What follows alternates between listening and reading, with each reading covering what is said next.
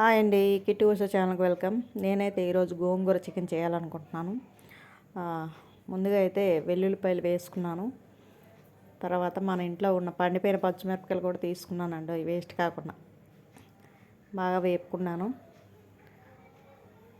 ఇవ్వండి, ఒక ఉల్లిపాయ కరివేపాకు కూడా వేసుకున్నాను అనమాట. దీంట్లో మనం కడిగి పెట్టుకున్న గోంగూర మక్కనివ్వాలండి, బాగా పేస్ట్ లాగా అయిపోవాలి. లేత గోంగూర అనుకోండి బాగా ఫాస్ట్గా అయిపోద్ది. ఇక్కడైతే నేను ఉప్పు పసుపు వేసుకున్నానండి, తొందరగా ఉడుకుతుందని. నా ఛానల్ ఎవరైనా ఫస్ట్ టైం చూస్తుంటే తప్పకుండా ఒక like and share, subscribe friends, please support మీ. ఇప్పుడైతే ఇంకొక మూగుడు పెట్టుకొని ఆయిల్ వేసుకొని కరివేపాకు ఉల్లిపాయలు వేసుకొని వేయించుకుంటున్నానండి, చికెన్ కోసం అనమాట ఈ ఏర్పాట్లు. ఇందులో కూడా నేను తగినంత ఉప్పు వేసుకున్నానండి, పసుపు వేసుకున్నాను, బాగా కలుపుకుంటున్నాను. కొంచెం బ్రౌన్ కలర్ వరకు వేయించుకోవాలి. ఒక్క టమాటా పండు వేసుకున్నానండి. ఇక్కడ అల్లం పేస్ట్ కూడా వేసుకున్నాను.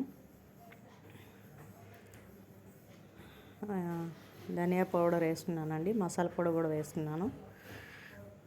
కారం తగినంత వేసుకోవాలి. అన్నీ వేసుకొని కలుపుకోవాలండి. తర్వాత చికెన్ మనం కడిగి పెట్టుకున్న చికెన్ వేసుకోవాలి ఇందులో. నేనైతే తొక్కతో ఉన్న చికెన్ తీసుకున్నానండి, మీకు ఎలా నచ్చితే అలా తీసుకోండి, ఓకేనా. అక్కడ గోంగూర కూడా బాగా ఫ్రై అయిందండి, మిక్సీలు వేసుకొని బాగా మెత్తగా గ్రైండ్ చేసుకున్నాను. ఇక్కడ చికెన్ కూడా దగ్గరగా అయిందండి. మనం మిక్సీ పట్టుకున్న ఈ గోంగూరని ఇందులో కలుపుకోవాలండి. చూసారా, అమ్మీగా అప్పుడప్పుడు ఇలా ట్రై చేయండి ఫ్రెండ్స్. గోంగూర చికెన్ బాగుంటుంది. కొంచెం వాటర్ వేసుకున్నానండి, కొంచెం ఉడకాలి, దగ్గర కావాలి. ఆల్మోస్ట్ ఉడికిపోయిందండి గోంగూర చికెన్. మీకు నచ్చితే తప్పకుండా ట్రై చేయండి.